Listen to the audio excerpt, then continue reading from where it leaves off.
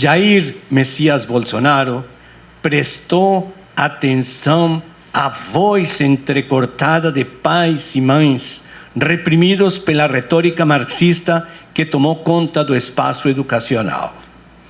À agressiva promoção da ideologia de gênero somou-se a tentativa de derrubar as nossas mais caras tradições pátrias.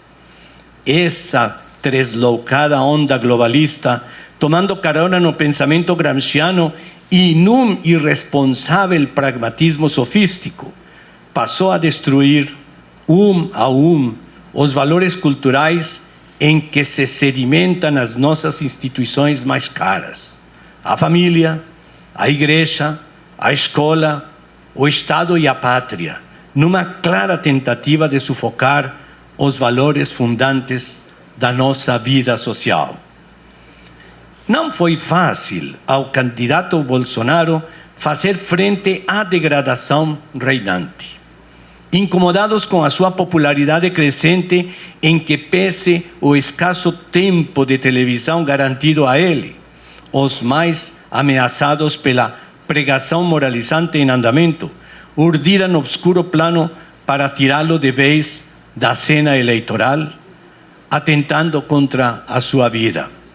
As maquinações tenebrosas da Rua Halfeld, em Juiz de Fora, como frisou o adágio que se tornou popular, ratificaram a certeza de que derrubaram um homem, mas levantaram uma nação.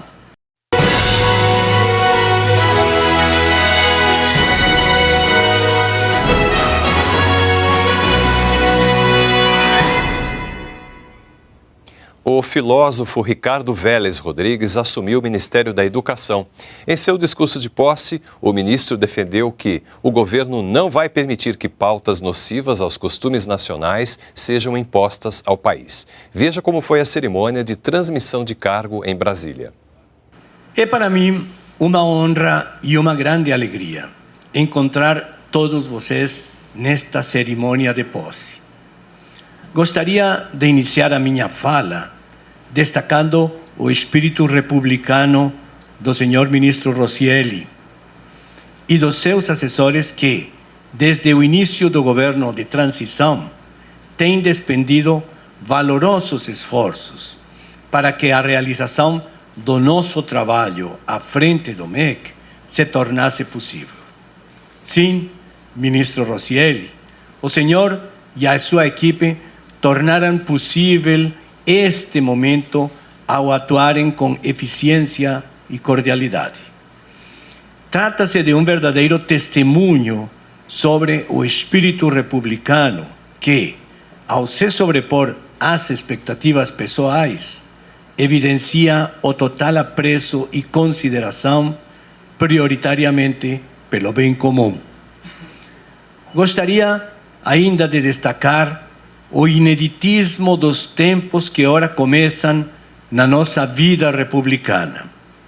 Esses tempos foram abertos com a corajosa jornada do então deputado federal Jair Messias Bolsonaro, que começou há aproximadamente 2 anos a percorrer o Brasil de norte ao sul, auscultando o pensamento e as expectativas das pessoas em cidades, povoados, vilas e campos do interior deste imenso país, a fim de dar voz àqueles que não eram escutados pela mídia tradicional, nem pela classe política, comodamente afeita às negociações entre siglas partidárias. Jair Bolsonaro saiu da zona de conforto garantida aos congressistas, a fim de conhecer de perto os desafios que permeiam o cotidiano dos cidadãos do nosso país. Escutou de milhares de cidadãos queixas que ratificaram as percepções e índices alarmantes de criminalidade que assolam nossos bairros, ruas e campos, tornando-nos, infortunadamente, recordistas mundiais em assassinatos que ceifam a vida de mais de 60.000 pessoas por ano, incluindo-se crianças e jovens.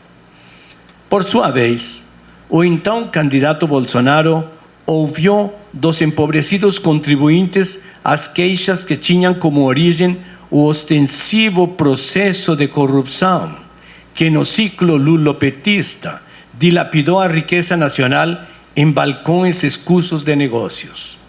Ao leiloar, na bacia das almas da corrupção indiscriminada, os recursos da nação, tornou-se evidente o risco à sobrevivência das novas gerações.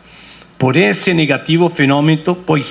negativo fenômeno submergiu o país na maré do desemprego massivo, castigando duramente as famílias de mais de 14 milhões de brasileiros. Jair Messias Bolsonaro prestou atenção à voz entrecortada de pais e mães reprimidos pela retórica marxista que tomou conta do espaço educacional. À agressiva promoção da ideologia de gênero somou-se a tentativa de derrubar as nossas mais caras tradições pátrias. Essa tresloucada onda globalista, tomando carona no pensamento gramsciano e num irresponsável pragmatismo sofístico, passou a destruir, a os valores culturais em que se sedimentam as nossas instituições mais caras: a família, a igreja, a escola, o Estado e a pátria, numa clara tentativa de sufocar os valores fundantes da nossa vida social. Não foi fácil ao candidato Bolsonaro fazer frente à degradação reinante. Incomodados com a sua popularidade crescente, em que pese o escasso tempo de televisão garantido a ele, os mais ameaçados pela pregação moralizante em andamento urdiram obscuro plano para tirá-lo de vez da cena eleitoral, atentando contra a sua vida. As maquinações tenebrosas da Rua Halfeld, em Juiz de Fora, como frisou o adágio que se tornou popular, ratificaram a certeza de que derrubaram um homem, mas levantaram uma nação.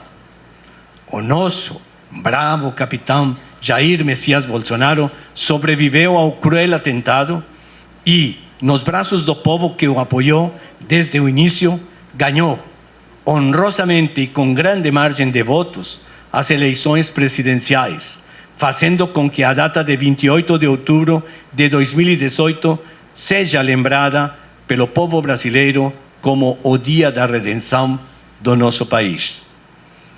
Estamos aqui, senhoras e senhores, dando efetivamente os primeiros passos em uma jornada cujo objetivo é atender aos anseios da nação brasileira.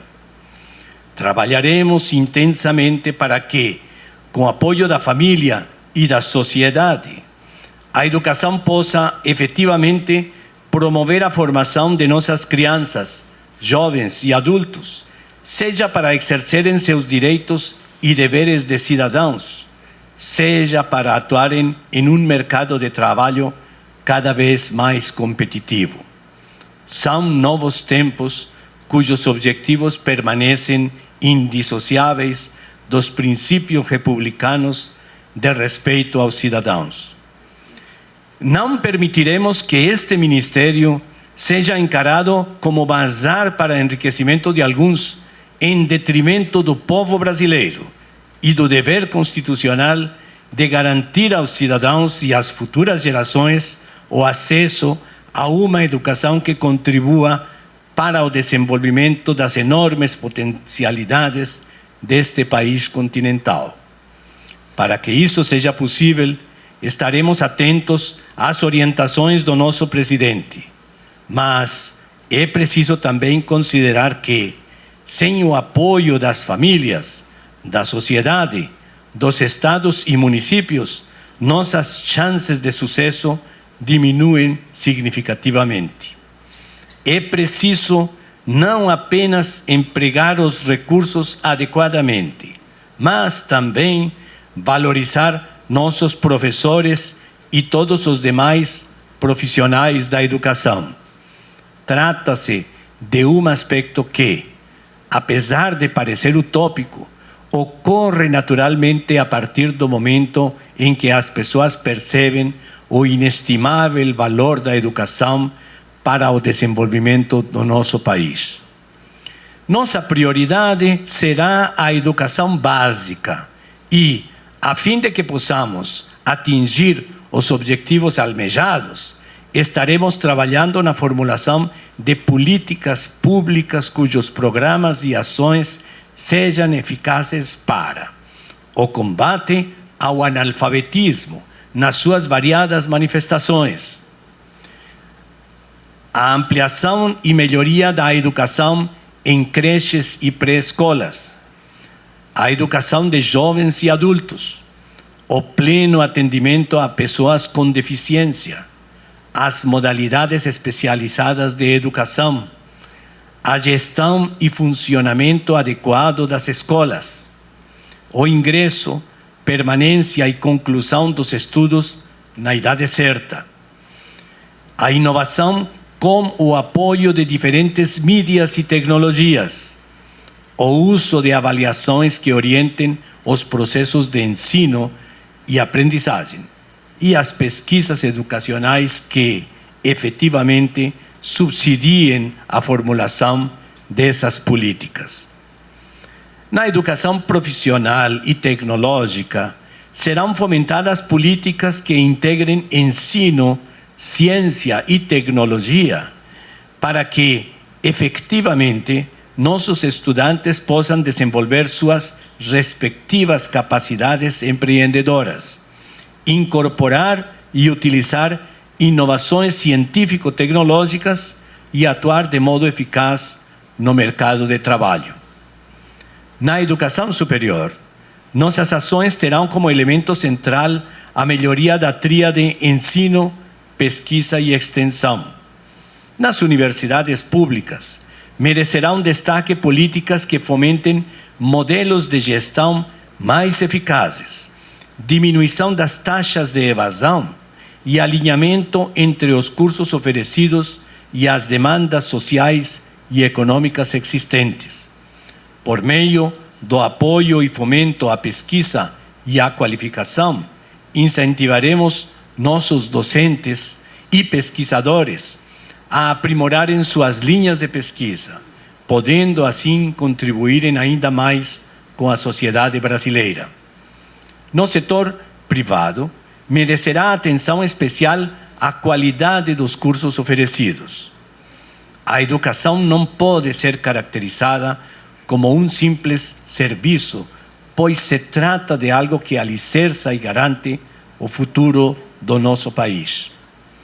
Daremos especial atenção e trataremos com cuidado as ações empreendidas por fundos internacionais de investimento em educação.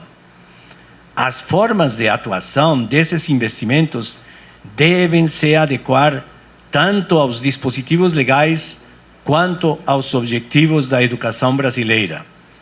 Não permitiremos que pautas nocivas aos nossos costumes sejam impostas ao país com a alegação de que se trata de temas adotados a llures por agências internacionais, cujos representantes são burocratas não eleitos pelos povos de suas respectivas nações. Combateremos com denodo o marxismo cultural, hoje presente em instituições de educação básica e superior. Trata-se de uma ideologia materialista, alheia aos nossos mais caros valores de patriotismo e de visão religiosa do mundo. Ao redor dos objetivos acima mencionados, aglutinam-se na equipe de governo do nosso ministério profissionais altamente qualificados. Começo fazendo referência aos jovens que integram nossas secretarias e que receberam a benfazeja formação humanística de dois grandes educadores, Antônio Paim e Olavo de Carvalho. Deles emerge a inspiração liberal conservadora das nossas propostas educacionais. Destaco, em segundo lugar, a participação de profissionais oriundos de instituições de educação básica, profissional, tecnológica e superior, civis e militares. E, finalmente, aqueles originários de renomados centros de formação de administradores públicos. Que Deus nos ajude nesta empreitada e que possamos honrar o compromisso que, neste momento, assumimos com o nosso país. Muito obrigado.